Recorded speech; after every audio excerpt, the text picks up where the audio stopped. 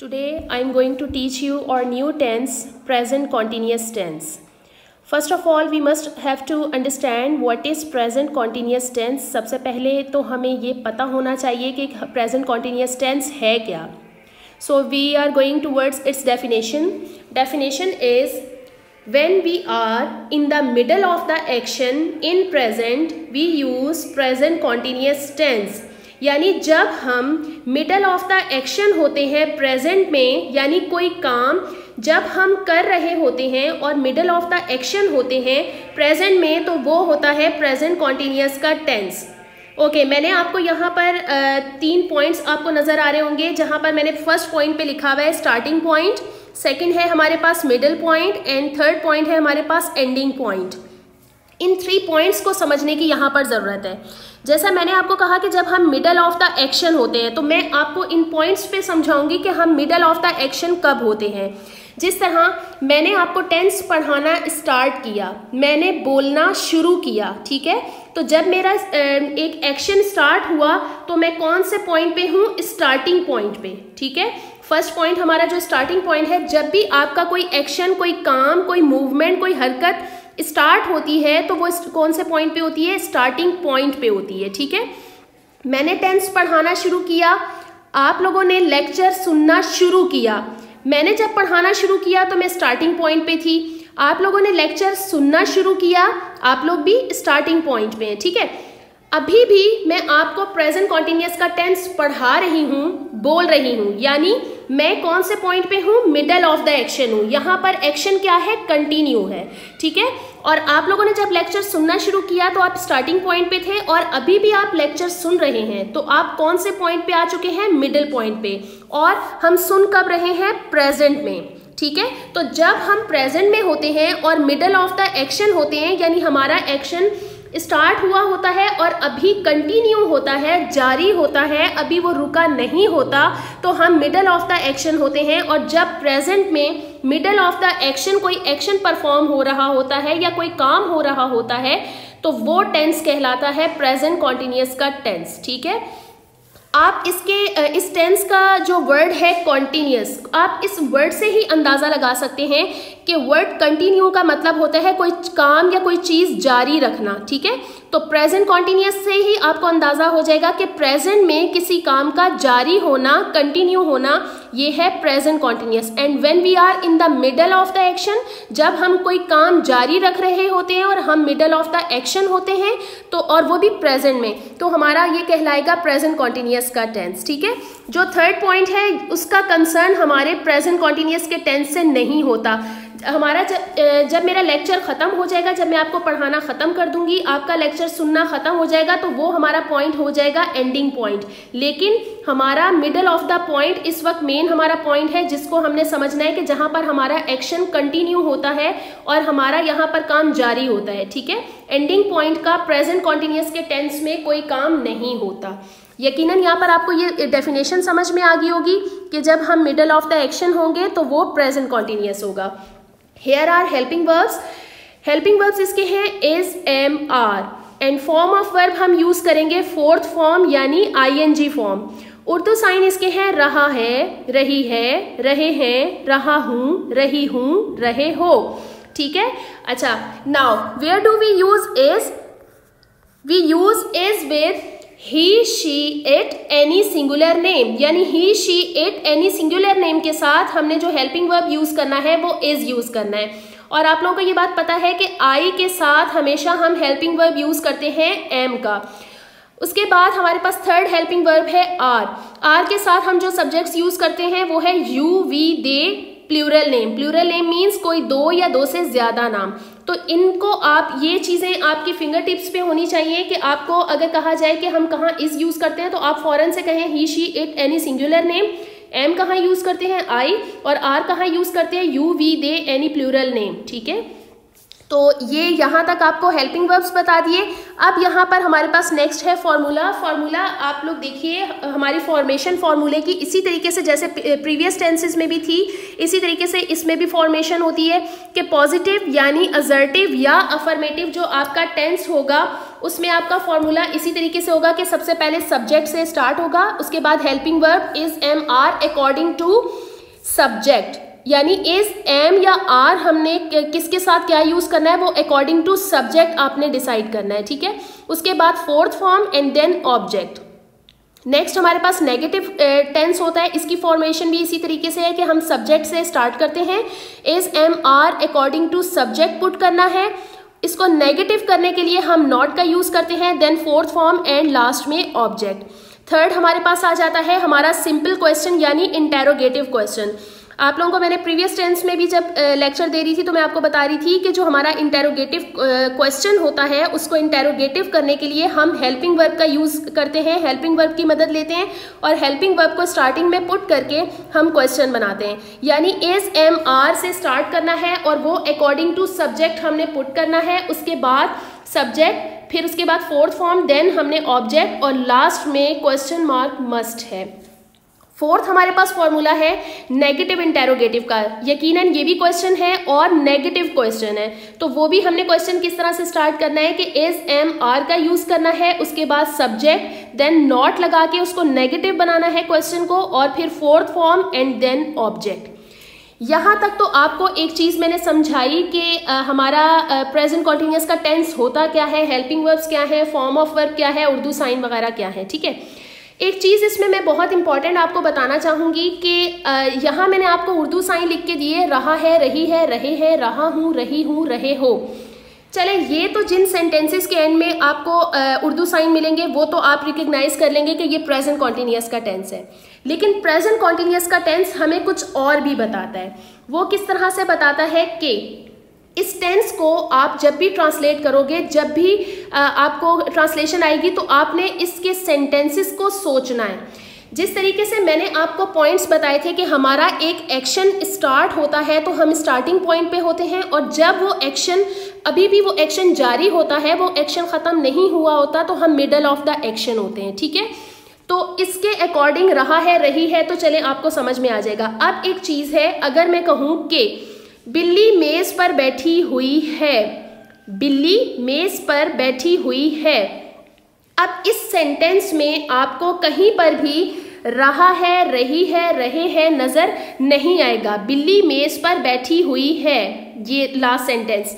अब आप लोग सोचेंगे कि ये प्रेजेंट कॉन्टिन्यूअस का कैसे हो सकता है जब इसमें रहा है, रही है, रहे हैं तो है ही नहीं।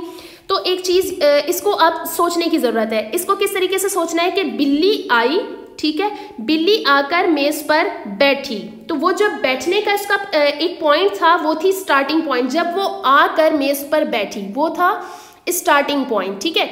अभी जब मैं बात कर रही हूं कि बिल्ली मेज पर बैठी हुई है, इट मीन्स कि बिल्ली जब आके बैठी और अभी जब मैंने बिल्ली को देखा तो बिल्ली अभी भी मेज पर ही बैठी हुई है। इट मीन्स कि वो स्टार्टिंग पॉइंट से अब मिडिल पॉइंट पर आ चुकी है, ठीक है। तो मिडिल पॉइंट पर अभी भी वो बैठी हुई है, उसका बैठने का एक्शन जो है वो वहां पर कंटिन्यू है, वो एक्शन अभी भी जारी है। जब वो वहां से उठ के चली जाएगी तो वो मिडल ऑफ द एक्शन से एंडिंग एक्शन पे आ जाएगी, ठीक है। तो इस तरह के ये कुछ मैंने आपको एग्जाम्पल्स लिख कर दिए हैं जिनकी ट्रांसलेशन मैं आपको करके बताऊंगी, और इसकी मैं साथ में आपको अंडरस्टैंडिंग भी बताऊंगी कि कुछ हमारा प्रेजेंट कॉन्टिन्यूअस हमें सिर्फ रहा है, रही है, रहे हैं नहीं बताता, बल्कि हमें कोई चीज़ें कुछ और भी बताता है, ठीक है। हम वन बाय वन इसको ट्रांसलेट करते हैं। फर्स्ट हमारे पास है बच्चे किताब पढ़ रहे हैं। अब इसमें तो आपको लास्ट में रहे हैं से पता चल रहा है कि ये प्रेजेंट कॉन्टिन्यूअस का टेंस है, ठीक है। तो इसकी ट्रांसलेशन हम इसी तरीके से करते हैं। हमारा फर्स्ट है बच्चे यानी चिल्ड्रन। अब चिल्ड्रन यहाँ प्लूरल है, तो प्लूरल के लिए मैंने आपको बताया कि प्लूरल नेम के साथ हमने इज, एम, आर में से आर का यूज करना है। तो चिल्ड्रन आर रीडिंग बुक्स, ठीक है, children are reading book. Okay, इसका जब हम नेगेटिव बनाएंगे, बच्चे किताब नहीं पढ़ रहे हैं, तो इसको हम नेगेटिव कर लेंगे, इसी तरीके से होगा चिल्ड्रन आर, अब इसको नेगेटिव करने के लिए नॉट रीडिंग बुक, ठीक है। ओके, नेक्स्ट वन इज क्या बच्चे किताब पढ़ रहे हैं, तो इसके लिए हमने क्या करना है, इंटेरोगेटिव बनाने के लिए हम हेल्पिंग वर्ब को पहले ले आते हैं, यानी आर ले आए पहले, आर चिल्ड्रन रीडिंग बुक। और लास्ट में मैंने आपको कहा क्वेश्चन मार्क पुट करना मस्ट है। फोर्थ हमारे पास है क्या बच्चे किताब नहीं पढ़ रहे हैं, तो हमने इसको किस तरीके से करना है, इसी तरीके से हमने हेल्पिंग वर्ब से स्टार्ट करना है, आर चिल्ड्रन। अब उसको नेगेटिव क्वेश्चन बनाने के लिए मैं करूंगी are children not reading book. ये तो मैंने 4 टाइप के आपको जो सेंटेंसेस बताए हैं, ये तो सिंपल एक सेंटेंस को जिसमें रहा है रही है यूज हो रहा था उसी का मैंने असर्टिव बनाया, नेगेटिव बनाया, इंटेरोगेटिव बनाया और नेगेटिव इंटेरोगेटिव बनाया। ये तो आपको समझ में आ गया कि प्रेजेंट कॉन्टिन्यूअस है। अब नेक्स्ट आप देखिए, मैंने यहाँ पर सेंटेंस लिखा उसने लाल रंग की शर्ट पहनी हुई है। ठीक है, एक चीज को हमेशा याद रखिएगा, हमारा प्रेजेंट कॉन्टिन्यूअस सिर्फ रहा है रही है नहीं बताता, बल्कि आपने अगर कोई चीज पहनी हुई होती है तो उसमें भी हमें ये टेंस यूज करना होता है प्रेजेंट कॉन्टिन्यूअस का। अब किस तरीके से यूज करना होता है, इस चीज को सोचने की जरूरत है कि उसने लाल रंग की शर्ट पहनी, तो पहले उसने उस शर्ट को पहना, जब उसने पहना तो वो स्टार्टिंग पॉइंट पर था। अब जब मैंने उसको देखा तो अभी भी उसने लाल रंग की शर्ट ही पहनी हुई है। तो जब मैं बात कर रही हूँ, जब मैं सेंटेंस आपको बता रही हूँ कि उसके बारे में बता रही हूँ कि उसने लाल रंग की शर्ट पहनी हुई है, तो इट मीन्स वो शर्ट में मिडल ऑफ द एक्शन है, यानी उस शर्ट को पहने हुए वो मिडल ऑफ द एक्शन है। जब वो उस शर्ट को चेंज कर लेगा तो वो एंडिंग ऑफ द एक्शन चला जाएगा। ठीक है, तो प्रेजेंट कॉन्टिन्यूअस हमें ऐसी बहुत सी बातें बताता है कि जो एक्शन पहले स्टार्ट होता है और जब हम उस एक्शन के बारे में बात कर रहे होते हैं तो उस वक्त भी वो उसी एक्शन में उसी पोजीशन पर होता है, इसलिए हम उसको प्रेजेंट कॉन्टिन्यूअस में ही कंसीडर करते हैं। तो उसने लाल रंग की शर्ट पहनी हुई है, तो इसकी ट्रांसलेशन भी मैं इसी तरीके से कॉन्टिन्यूअस के लिहाज से करूंगी। अब उसने से हमें नहीं पता चल रहा कि ये किसी लड़के की बात हो रही है या लड़की की, तो हम इसमें ही शी दोनों में से कुछ भी लिख सकते हैं। He is wearing red coloured shirt.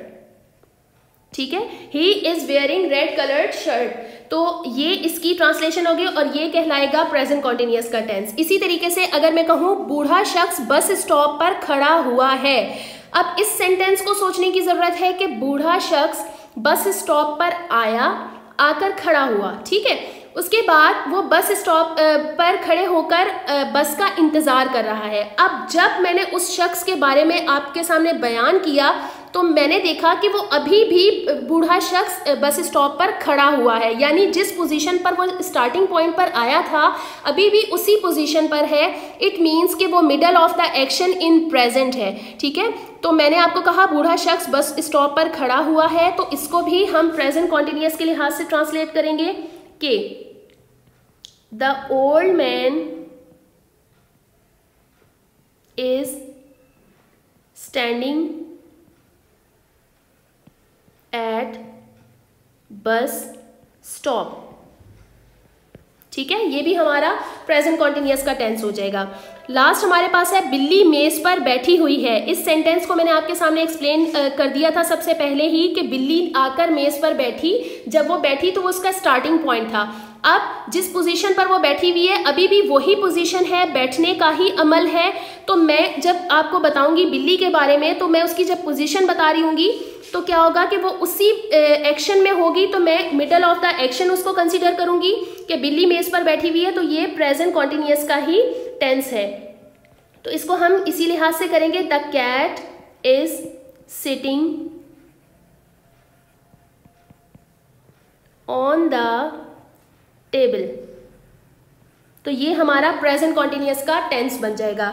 मैंने आपको यहाँ पर डिफरेंट एग्जाम्पल्स इसीलिए दिए हैं ताकि आपको प्रॉब्लम क्रिएट ना हो कि अगर आपको रहा है, रही है, रहे हैं के अलावा पहना हुआ है, बैठा हुआ है, इस तरीके से अगर आपको सेंटेंसेस मिले तो आप लोग कंफ्यूज ना हो। ठीक है, आप लोगों ने इस टेंस की ट्रांसलेशन हमेशा सोच समझ कर करनी है कि जब आपके पास एक जुमला आए तो आप उसके बारे में सोचो कि ये एक्शन स्टार्ट हुआ, उसके बाद अब जब हमें इस एक्शन के बारे में बताया जा रहा है तो अभी भी उसी स्टार्टिंग वाले एक्शन में ही वो है, वो चीज़ उसी एक्शन में मौजूद है, तो ये मिडल ऑफ द एक्शन है और प्रेजेंट है, तो हम इसको प्रेजेंट कॉन्टिन्यूअस के लिहाज से ही ट्रांसलेट करेंगे। ठीक है, आई होप कि आप लोगों को ये समझ में आ गया होगा। आप लोगों ने इसको एज इट इज़ इसी तरीके से अपने फेयर रजिस्टर पे वर्क करना है, प्रॉपर हेडिंग के साथ, डेफिनेशन के साथ, हेल्पिंग वर्ब्स वगैरह इन सब की हेडिंग प्रॉपर आपने करनी है प्रेजेंटेशन के साथ। और इसी तरीके से जैसे पैटर्नाइज तरीके से मैंने आपको यहाँ पर दिखा रही हूँ स्क्रीन पे,